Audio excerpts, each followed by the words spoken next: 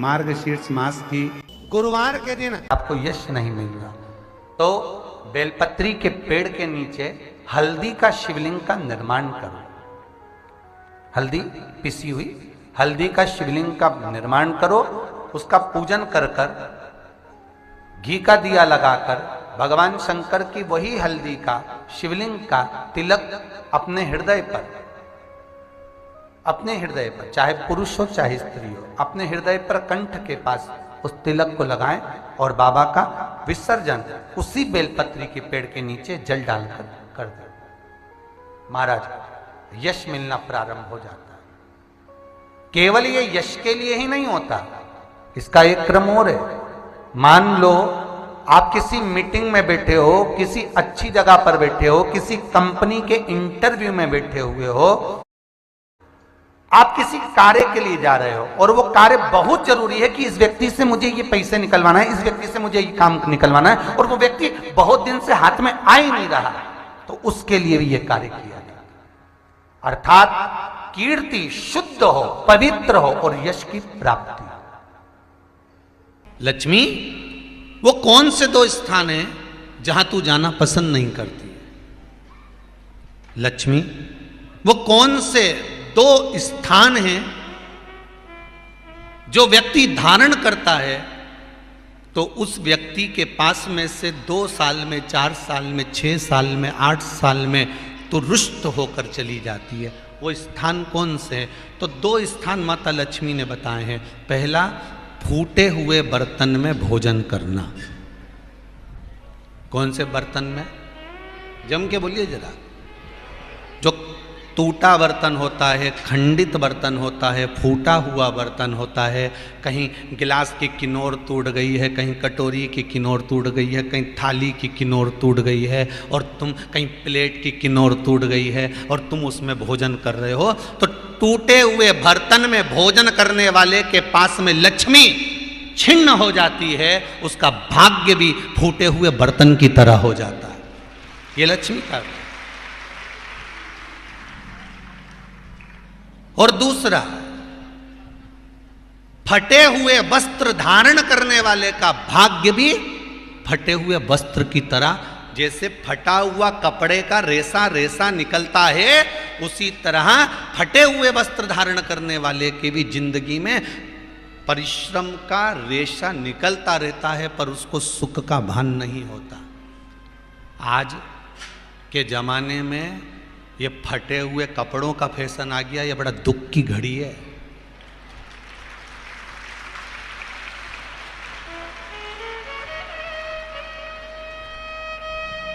ये बड़ी दुख की घड़ी है महाराज, और लोग उसको फैशन समझ रहे हैं।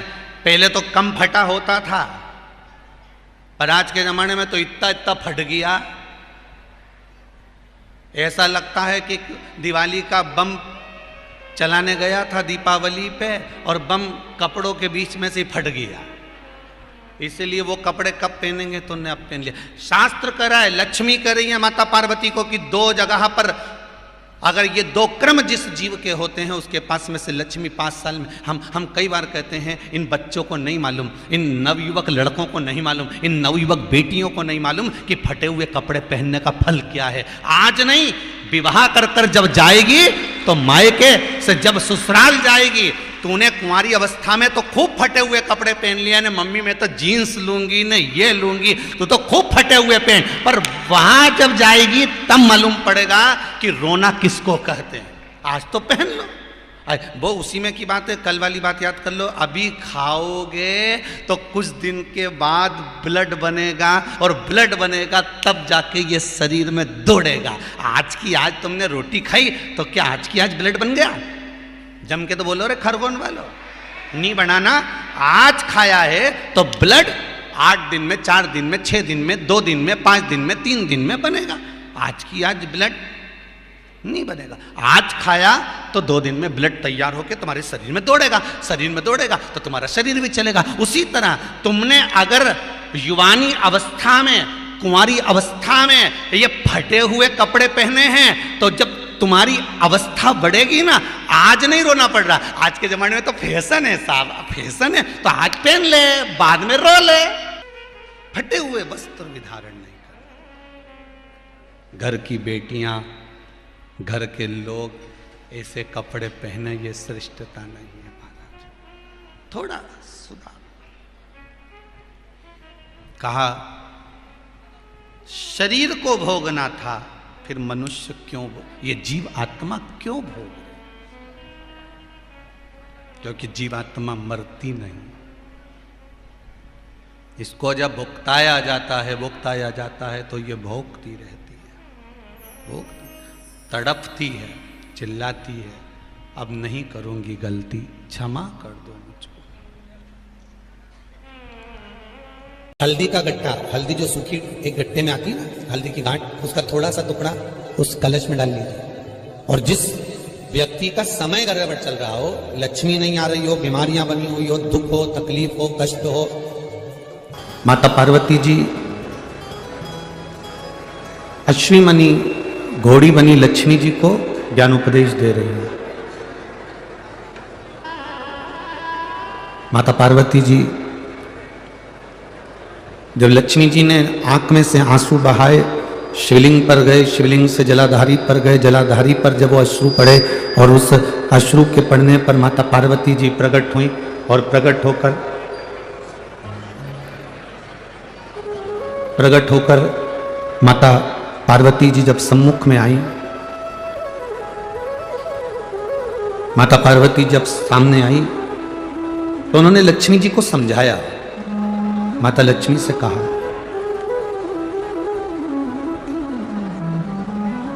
कि लक्ष्मी, तुम्हारे पति ने तुमको श्राप दिया है, तुम्हारे पति ने तुम्हें श्रापित किया है, तुम्हारे पति ने तुमको अश्वी बनने का श्राप दिया, घोड़ी बनने का श्राप दिया, अश्वी बनने का श्राप दिया। लक्ष्मी, तुम इस बात से दुखी ना होइए कि तुम्हारे पति ने तुमको श्राप दिया। अब उन्होंने जो श्राप दिया उसको भूल जाओ, अब कुछ अच्छा करने का प्रयास करो। जो श्राप दिया है अब उसको भूल जाओ। और हम भी आपसे यही कहेंगे कि अगर कोई आपको गाली दे दे, कोई आपको अपशब्द कह दे, कोई आपको ताना दे दे, कोई आपको आड़ा टेढ़ा बोल दे, वो कह दिया, कहने के बाद आप उसको भूल जाइए। उसने कहा, आप उस बात को भूल जाओ। अब बहुत दिन तक अपने बुद्धि में लेकर बैठ जाना, बहुत दिन तक अपनी चित्तवृत्ति में लेकर बैठ जाना कि उसने मेरा अपमान करा है, उसने मुझे गाली दी, उसने मुझे अपशब्द कहा, उसने मुझे आड़ा टेढ़ा कहा, टेढ़ा बोल दिया, बार बार अपनी बुद्धि में उसको घुमाना, अपनी चित्तवृत्ति में लेकर आना, ये श्रेष्ठ नहीं है। तुमको कोई गाली भी दे देना, अपशब्द भी कह देना, अगर तुम्हें कोई आड़ा टेढ़ा भी बोल देना, कोई आपको अपशब्द कह दे, आड़ा टेढ़ा कह दे, कोई गाली भी दे दे, तो भी शिव महापुराण की कथा कहती है कि आपको उससे बोलचाल बंद नहीं करना। सास ने कुछ शब्द कह दिया, बहू ने कुछ आड़ा टेढ़ा कह दिया, या किसी ने कोई शब्द कह दिया और आपने बोलना चालना बंद कर दिया, शिव महापुराण की कथा कहती है ये कभी ना करें। शब्द भी कहा है, किसी ने आड़ा टेढ़ा भी अगर बोला है, किसी ने अपशब्द भी कह दिया, ताने भी दे दिए, गाली भी दे दी, हमको बोलना बंद नहीं करना है। बल्कि कारण क्या होगा? जिसने गाली दी है, जिसने अपशब्द कहा है, जिसने ताना दिया है, तुम्हें उसका जवाब नहीं देना है। तुम तो बाबा पर एक लोटा जल चढ़ाते रहो और हर हर महादेव कहते रहो, जवाब तुम्हारा भोलेनाथ खुद समय आने पर दे देगा, तुम्हें उसका जवाब नहीं देना। सीता जी ने भी आज खीर बनाई और माता जानकी ने जब खीर बनाई, दशरथ जी के लिए, कौशल्या मैया के लिए, कैकेयी मैया के लिए, सुमित्रा जी के लिए, सबके लिए परोसा, सबके सामने रख दिया। और कैकेयी मैया के सम्मुख में भी खीर रखी, सुमित्रा के सम्मुख में भी खीर रखी, और माता सीता अंदर रसोई घर में गई। और रसोई घर में जैसी जानकी जी पहुंची, इतनी देर में ऐसी तेज हवा चली, ऐसी तेज हवा चली कि कचरा उड़ा और उड़कर दशरथ जी के कटोरे में जो खीर रखी थी उस खीर में चला गया। एक तिनका उस कटोरे में जाकर गिर गया।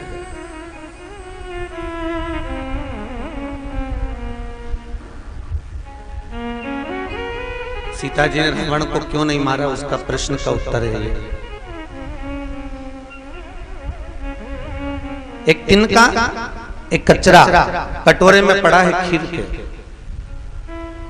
और खीर के कटोरे में जब वो कचरा पड़ा था, तिनका पड़ा था, सीता जी ने देखा मेरे ससुर के पात्र में खीर में कचरा गिर गया, और मैं नई नवीली बहू, अगर आज ससुर के मुख में कचरा देखेंगे ससुर तो क्या कहेंगे, मेरी बहू ने मुझे कचरा डाल कर दे दिया, पहली बार तो बहू ने भोजन दिया है और उसमें भी कचरा दे दिया, करूं तो करूं क्या, जाकर निकाल सकती नहीं हूं, कटोरा बदल सकती नहीं हूं, हंसी उड़ जाएगी मेरी, क्या करा जाए। सीता जी ने झरोके में से झांका, उस कटोरे में पड़े हुए तिनके को माता जानकी ने अपनी दृष्टि से देखा, ऐसा देखा कि कटोरे में पड़ा हुआ तिनका वही जलकर भस्म हो गया। वो तिनका, कटोरे में पड़ा हुआ तिनका वही जलकर भस्म हो गया। जैसे तिनका जलकर भस्म हुआ, दशरथ जी ने देख लिया सीता जी को, सीता जी ने अपनी दृष्टि से कचरे को जला दिया, तिनके को जला दिया। दशरथ जी ने खीर खाई, खीर खाकर दशरथ जी सीता जी के कक्ष में गए। बहुरानी जानकी, ए सीता, पिताजी आप आए, मुझे बुलाना होता मैं आती, क्या बात है, बोलिए पिताजी मेरे को क्यों बुलाया, क्या कारण है, आप मेरे पास में आए, मुझे बुलाते मैं आती, दौड़कर आती, आप बोलो तो सही क्या चाहिए आपको, क्या चाहिए।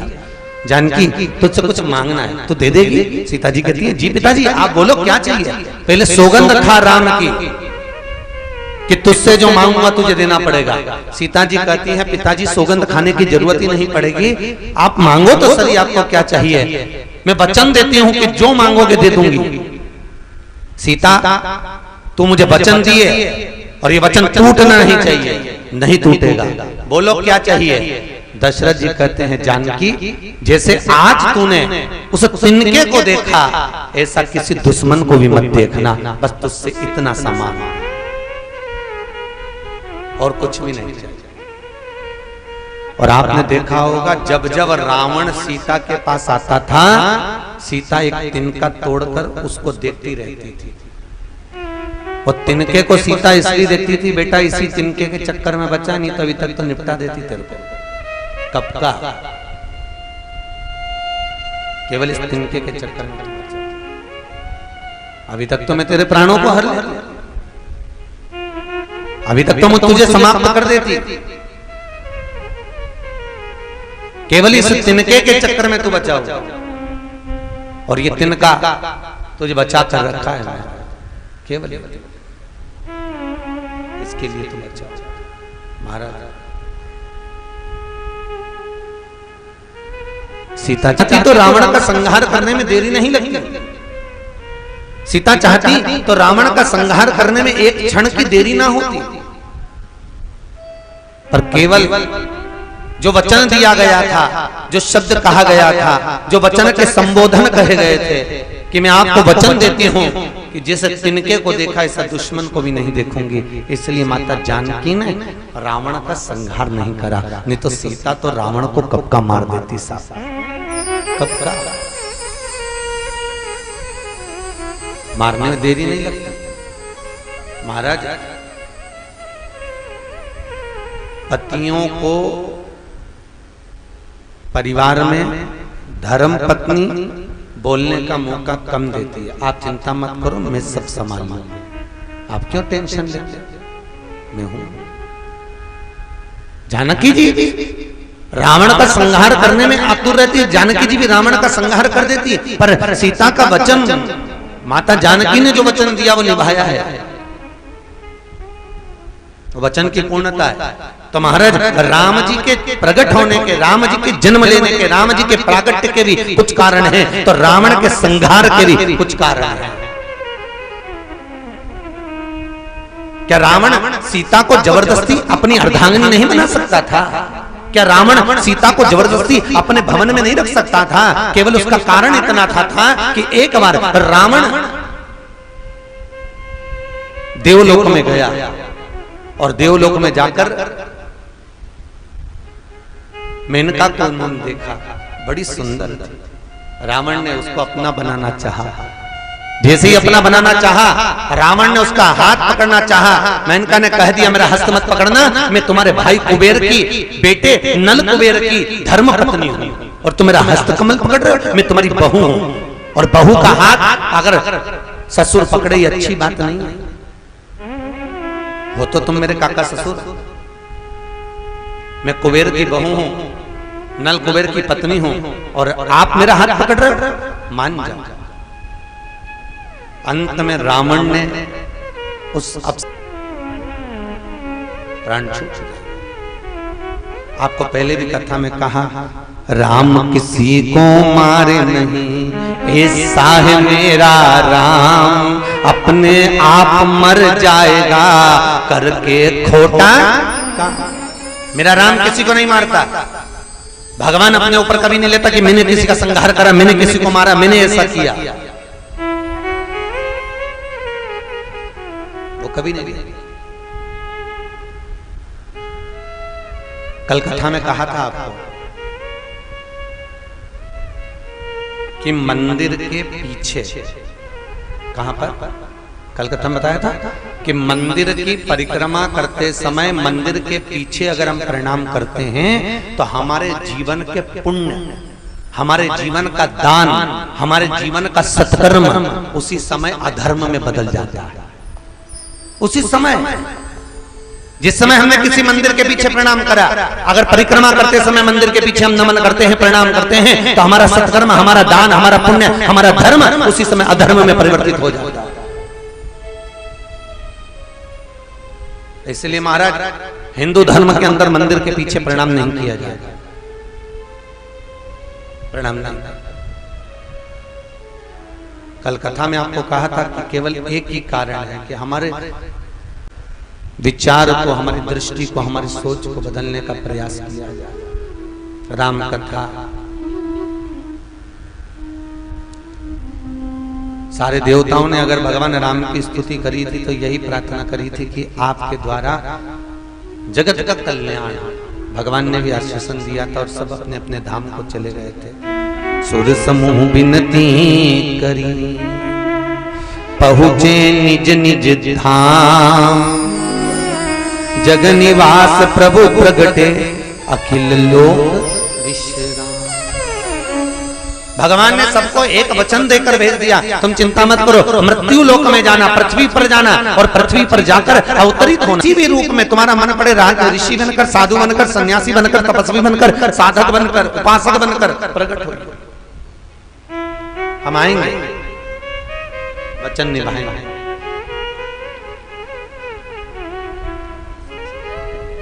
भगवान जब आया, राम जी महाराज जब माता कौशल्या के गर्भ से प्रकट होने वाले थे, बड़ा सुंदर संवाद, बड़ी सुंदरता थी। रावण और कंस, इन दोनों के पैदा होने का क्रम बड़ा विचित्र है।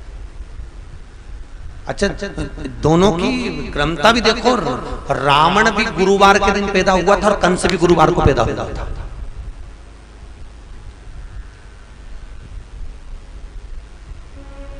कंस भी गुरुवार को हुआ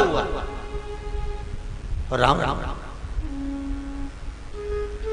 और दोनों की क्रमता देखो, वो भी त्रयोदशी को पैदा हुआ था, ये भी त्रयोदशी को पैदा हुआ, कंस भी और रावण।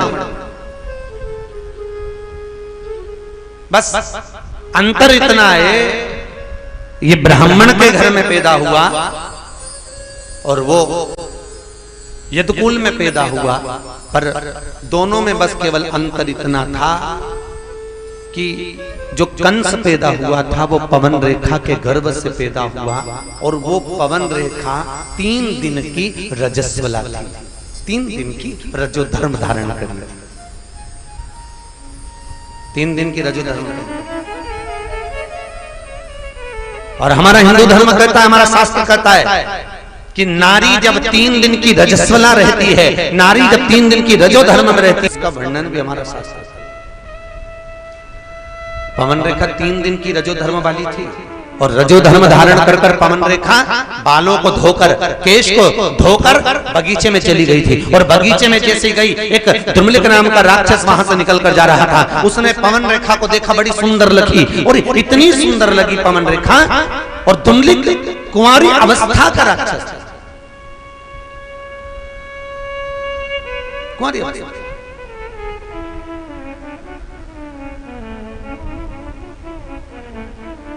एक तो बहुत सहज सी बात है महाराज, बहुत सहज। हमारे हिंदू धर्म में कहा जाता है सबसे बड़ा आश्रम गृहस्थाश्रम। कौन सा आश्रम है? जम के बोलो जरा। गृहस्थाश्रम। क्यों कहते हैं गृहस्थाश्रम? क्योंकि संत बनना, साधु बनना, तपस्वी बनना, जोगी बनना, सन्यासी बनना, साधक बनना, उपासक बनना सरल है, पर एक गृहस्थी बनना कठिन है। अकेले गंगा के घाट पर बैठ के भजन करोगे तो कोई भी कर ले, तुम भी जाके कर सकते हो, अकेले बैठ के तो कोई भी कर ले। पर दिक्कत तो ये है कि परिवार में रहकर, घर में रहकर एक माला तो जप कर बताओ। थोड़ी देर माला जपोगे, जय हनुमान ज्ञान सागर, जय कभी तुम लोग जाकर, इतने में छोरा दौड़ के आगे, मम्मी वो सामान का रखा है, 40 साल चली रही है, पापा ये कहाँ रखा है, मम्मी ये क्या हो गया, मैं पूछा ऐसा पड़ा है, मम्मी ऐसा कैसा। जरा सी देर पूजन करने बैठोगे, उतनी देर में सारा काम तुमको याद आ जाएगा, उतनी देर में सब कुछ होगा। गृहस्थाश्रम सबसे बड़ा, संत बनना सरल, तपस्वी बनना सरल, साधक बनना सरल महाराज। तो शास्त्र कहता है विवाह कर कर मरने पर पिंड, तर्पण, तिलांजलि सब प्राप्त हो जाता है, पर कुंवारी अवस्था में मरने पर ना तो तर्पण मिलता है, न पिंड मिलता है, न तिलांजलि मिलती है। जो कुंवारी अवस्था में मर गया, ना तो तर्पण है, ना तिलांजलि है, ना कुछ भाग है। महाभारत का चरित्र उठाइए, कुरुक्षेत्र की भूमि को प्रसन्न करना था, शास्त्र का नियम। भगवान कृष्ण ने अर्जुन, नकुल, सहदेव, भीम, युधिष्ठिर को बुलाया और दुर्योधन को बुलाकर कहा कल ये युद्ध चालू होने वाला है, और युद्ध का नियम है जिस युद्ध की भूमि पर युद्ध होता है उस भूमि को प्रसन्न करने के लिए, चंडी को प्रसन्न करने के लिए, भूमि को प्रसन्न करने के लिए परिवार में से एक एक व्यक्ति की बलि देना पड़ती है। दोनों परिवार में से एक एक व्यक्ति की बलि जाएगी, कल देवी बलि लेने के लिए आएगी। अरे दुर्योधन तो खुश हो गया, प्रसन्न हो गया, हम तो 100 भाई, अगर एक मर भी गया तो 99 बचेंगे। पर दिक्कत तो इनकी है कि ये तो गिने चुने 5, और 5 में से अगर एक मर गया तो बचे कितने? मात्र 4। युधिष्ठिर को नींद नहीं आई। भगवान कृष्ण ने कहा चिंता मत करो, अर्जुन को बुलाओ। अर्जुन आया, प्रभु कृष्ण, वसुदेव, कन्हैया बोलते हैं तू चिंता मत कर, बलि देना है ना। अर्जुन याद कर, तू द्रौपदी को लेकर आया था और माता कुंती के सामने खड़ा करा था, तो माता कुंती ने क्या कहा था भोजन बनाते बनाते? 5 बांट लो। और द्रौपदी 5 पतियों की पत्नी बनी थी, तो द्रौपदी ने एक शर्त रखी थी, मैं जिस पति के साथ रहूंगी 1 वर्ष तक रहूंगी, अगर मेरे पति के कमरे में कोई दूसरा पति आ गया तो उसको 5 वर्ष के लिए वन जाना पड़ेगा। वो बन जाए। अर्जुन, तुम 5 पतियों ने वचन दिया था। द्रौपदी उस समय भीम के कक्ष में थी, एक ब्राह्मण तोड़कर आया कि मेरे बेटे को सिंह उठा कर ले गया। तुम अर्जुन धनुष को ढूंढने के लिए भीम के कमरे में चले गए, ब्राह्मण के बच्चे को तो बचा लिया, पर तुमको 5 वर्ष के लिए वन जाना पड़ा था। अर्जुन कहते हैं बिल्कुल सही है प्रभु, तो करना क्या है? भगवान बोले अर्जुन, तुम 5 वर्ष के लिए जब बन गए थे तो नागों की कन्या उलूपी के साथ में तुमने शादी कर ली थी, और उलूपी के साथ में शादी हुई तो उससे एक बेटा उत्पन्न हुआ था जिसका नाम था अरावन। जी महाराज, एक काम करो, बलि चढ़ाना है, परिवार के व्यक्ति की चढ़ाना है, तो उसको लेकर जाओ। अर्जुन गए, आरावन को लेकर आए। आरावन ने कहा पिताजी घबराना मत, इन कौरवों को तो मैं छाट छाट कर मारूंगा, चिंता मत करना। और आरावन जैसे ही आया, भगवान कृष्ण ने कहा आरावन, हमें तुमसे युद्ध नहीं कराना। तो दादा फिर मुझे बुलाया क्या? हमें तुम्हारी बलि चढ़ाना।